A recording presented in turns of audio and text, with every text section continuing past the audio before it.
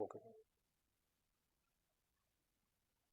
मित्रों, आज हम लोग पढ़ेंगे अलंकार। वैसे स्पेशल रूप से बिहार या स्टेट में लगे हुए जो अलंकार हैं, आज हम उनको पढ़ेंगे। आइए देखते हैं। अलंकार अलंकार की परिभाषा है, जो किसी वस्तु को अलंकृत करे वह अलंकार है। आचार्य वामन के शब्दों में अलंकारों के मुख्य भेद। अलंकारों के मुख्य 3 वर्ग किए गए हैं, जैसे शब्दालंकार, अर्थालंकार और उभयालंकार। आज हम लोग पढ़ेंगे अर्थालंकार। अर्थालंकार में भी पढ़ेंगे हम लोग उपमा, रूपक, उत्प्रेक्षा और विरोधाभास। तो अर्थालंकार अर्थ को चमत्कृत या अलंकृत करने वाले अलंकार अर्थालंकार कहलाते हैं। उपमा अलंकार पहला है। तो उप माने होता है समीप और मा माने होता है मापना। देखिए, उप माने समीप और मा माने मापना अलंकार। देखिए, और पहले एक उदाहरण लीजिए, फिर उसके ये वासुदेव नंदन प्रसाद में दिया गया है उदाहरण। इसको देखिए कि नवल सुंदर श्याम शरीर की सजल नीरद सी कल कांति थी। यहाँ पर कांति माने उपमेय। कांति क्या होती है? चमक होती है। और नीरद क्या है? उपमान। सी यहाँ पर वाचक शब्द है और कल क्या है? साधारण धर्म है। ठीक है, तो अब हम उदाहरण के माध्यम से समझेंगे कि हरि पद कमल कोमल से। हरि माने भगवान के पद माने पैर, कमल माने कमल के समान क्या है? कोमल है। ठीक है, और नीले फूले कमल दल सी गात की श्यामलता है। यहाँ पर एक चीज और देखिए, उपमा अलंकार में समझने के लिए जो वाचक शब्द आते हैं, सी, सदृश, से, सा, सी, समान, ये सब वाचक शब्द हैं और ये उपमा अलंकार में आपको कहीं ना कहीं देखने को मिल ही जाएंगे। हाँ, ज्यों, ऐसा, जैसा, सी, से, तुल्य, ये उपमा अलंकार को पहचानने के साधन हैं। जैसे नीले फूले कमल दल सी गात की श्यामलता है, यहाँ सी आ गया। पनंग समूह में गरुण सदृश, तृण में विकराल कृषाण सदृश, राणा भी रण में कूद पड़ा, घन अंधकार में भानु सदृश। हाँ, यहाँ सदृश शब्द देखने को मिल रहा है। नील कमल से सुंदर नयन, यहाँ पे से आ गया। सागर सा गंभीर हृदय हो और गिर सा ऊंचा हो जिसका मन। सोचिए, सा शब्द आया है।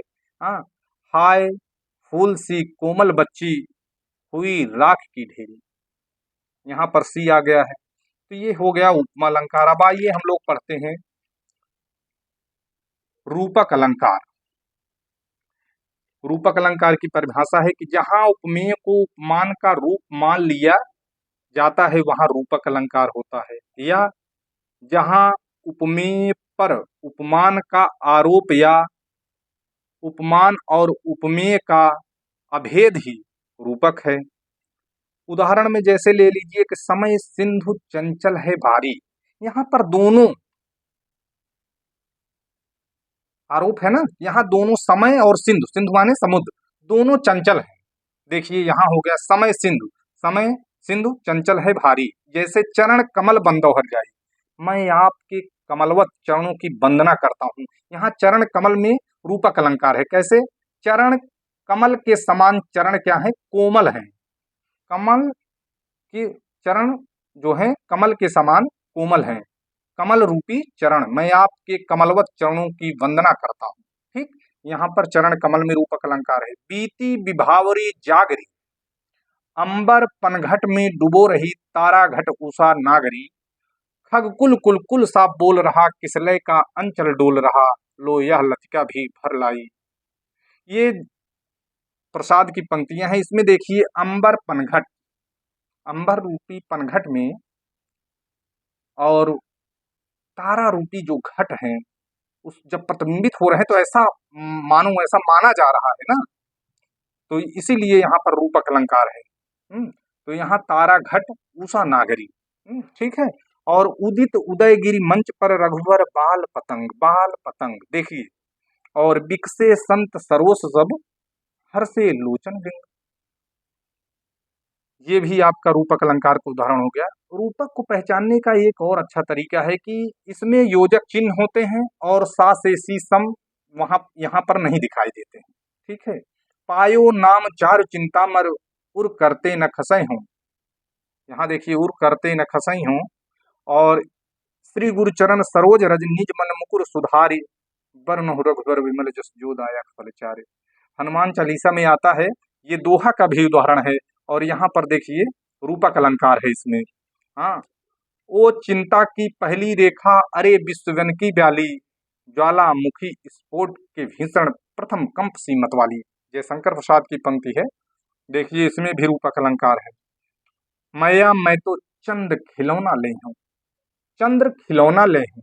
यहाँ चांद रूपी खिलौना, जब इसका वो करेंगे तो रूपी शब्द आ जाता है। जैसे मैया मैं तो चंद खिलौना ले हूं, चंद खिलौना और योजक चिन्ह भी है।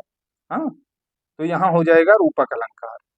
आगे देखिए कि पायो जी मैंने राम रतन धन पायो, राम रूपी रतन मिल गया है इनको। हाँ, जैसे और उससे भी बढ़िया एक उदाहरण है लास्ट में देखिए कि शशि मुख पर घूंघट डाले अंचल में दीप छिपाए जीवन की गोधूली में कौतूहल से तुम आए।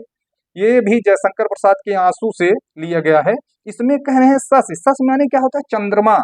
और मुख, मुख माने चेहरा, पर घूंघट डाले, यहाँ पर चंद्रमा रूपी घूंघट जो है मुख यहाँ पर है, इसलिए यहाँ पर रूपक अलंकार हो जा रहा है। हाँ, चंद्रमा रूपी मुख। हाँ, तो रूपक अलंकार है। अब आइए उत्प्रेक्षा अलंकार पे। तो उत्प्रेक्षा अलंकार जब उपमेय में उपमान की संभावना या कल्पना कर ली जाए तब वहां उत्प्रेक्षा अलंकार माना जाता है। उत्प्रेक्षा का अर्थ है किसी वस्तु को संभावित रूप में देखना।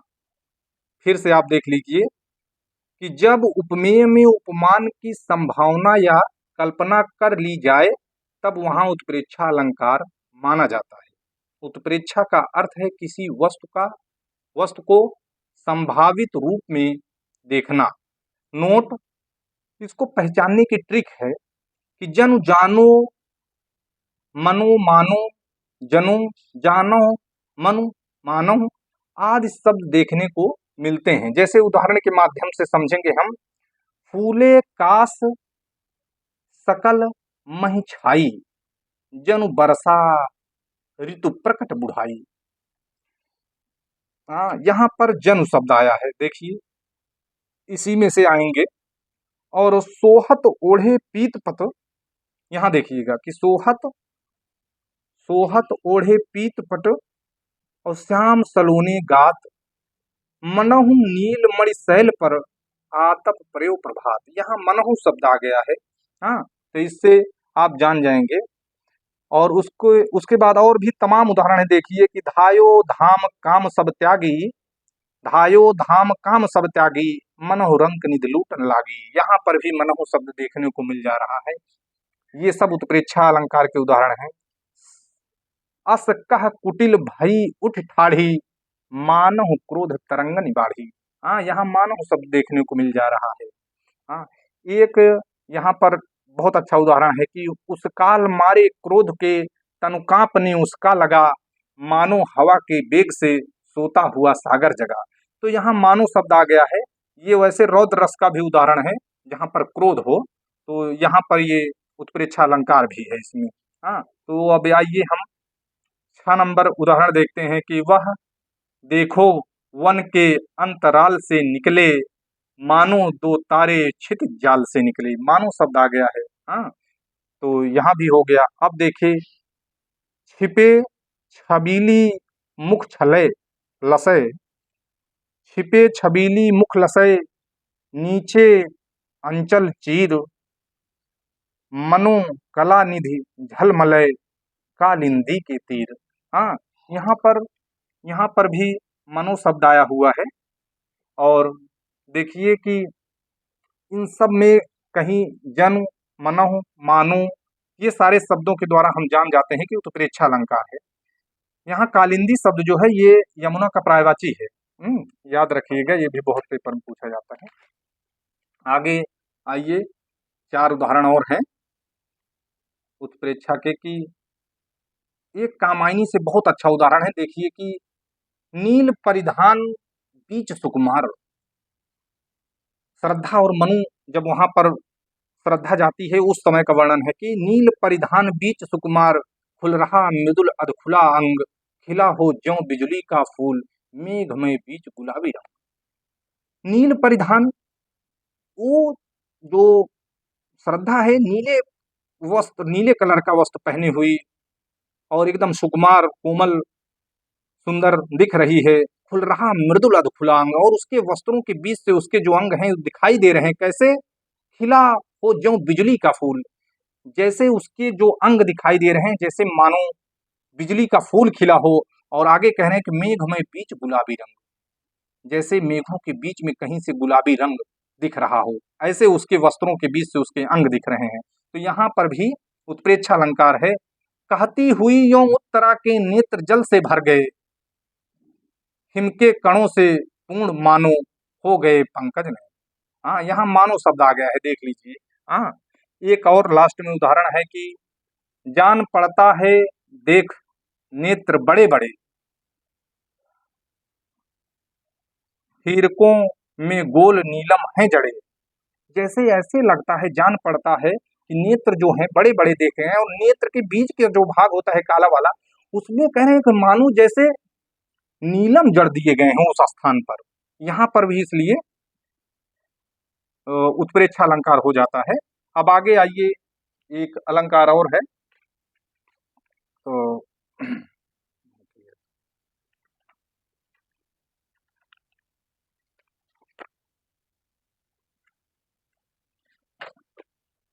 विरोधाभास। विरोधाभास अलंकार, उत्पत्ति इसकी है विरोध प्लस आभास, शाब्दिक अर्थ होता है विरोध का आभास।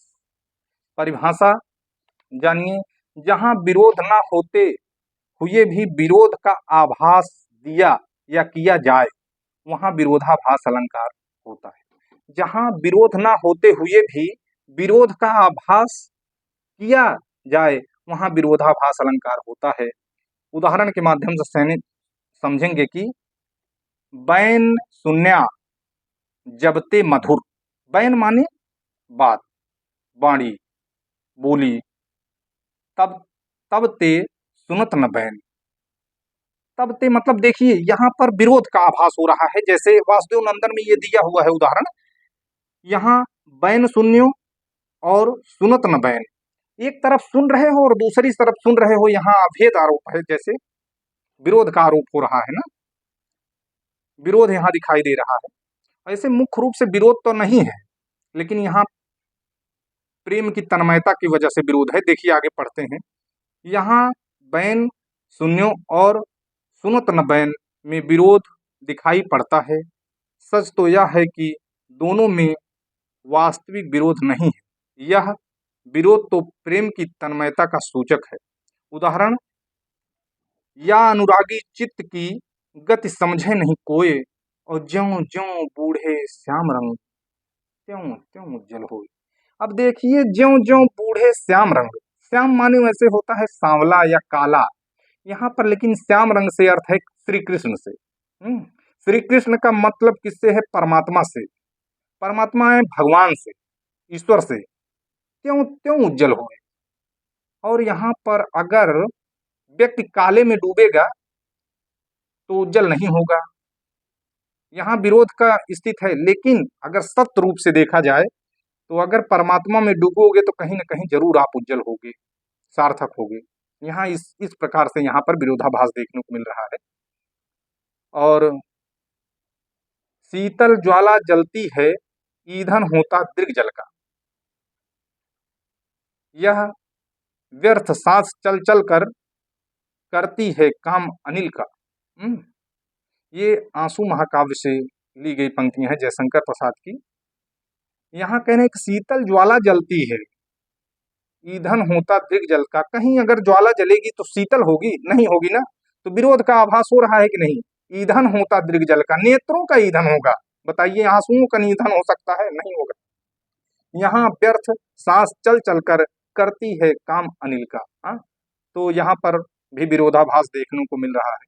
आगे एक और उदाहरण है कि आग हूं जिससे लुढ़कते बिंदु हिम जल के, शून्य हूं जिसमें बिछे हैं पावड़े पलकें।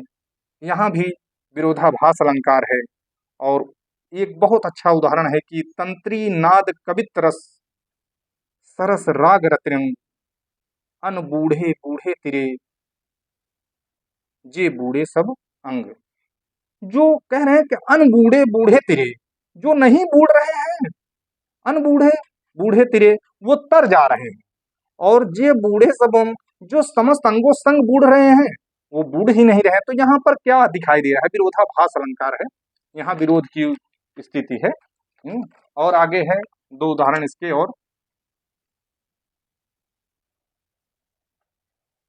सुलगी अनुराग की आग वहां, जल से भरपूर तड़ाग जहां। अच्छा, आप ही बताइए कि आग वहां लग सकती है जहां तालाब पूरा भरा हो। तड़ाग माने तालाब पूरा जल से भरा हो, उसमें आग कैसे लग सकती है? यही विरोध की स्थिति है। हाँ, विस्मय यह गोदावरी अमृत अमृतन के फल देती। गोदावरी माने अमृतन के फल दे रही है, इसमें भी मतलब यहाँ पर विरोधाभास है। और आगे इसमें बहुत अच्छा देखिए दिया हुआ है कि मैं सन्नाटा हूं फिर भी बोल रहा हूं, मैं शांत हूं फिर भी डोल रहा हूं। सन्नाटा कहीं बोलता है? बिल्कुल नहीं। वही तो यहाँ पर विरोधाभास है। हाँ, मीठी लगे अखियन रुलाई। रुलाई माने खारा होता है, वैसे लवणता होती है, तो कैसे लगेगी बताइए? आंसू भी बल्कि खारे होते हैं। तो यही इसमें विरोधाभास अलंकार है। पढ़ने के लिए धन्यवाद। आप लोग लाइक और सब्सक्राइब करिए। धन्यवाद।